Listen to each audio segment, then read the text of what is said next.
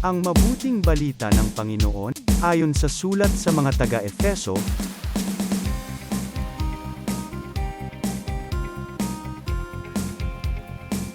mga kapatid, pasakop kayo sa isa't isa tanda ng inyong paggalang kay Kristo. Mga babae, pasakop kayo sa inyong asawa tulad ng pagpapasakop ninyo sa Panginoon. Sapagkat ang lalaki ang ulo ng kanyang asawa, tulad ni Kristo na siyang ulo ng simbahan, na kanyang katawan, at siyang tagapagligtas nito. Kung paanong nasasakop ni Kristo ang simbahan, gayon din naman, ang mga babae dapat pasakop ng lubusan sa kani-kanilang asawa.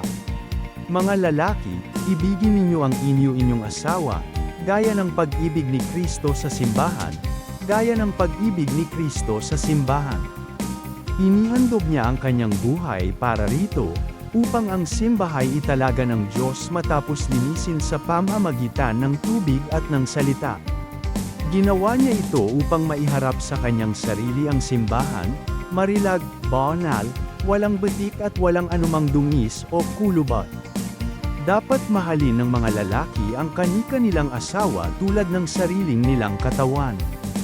Ang lalaking nagmamahal sa kanyang asawa ay nagmamahal sa kanyang sarili.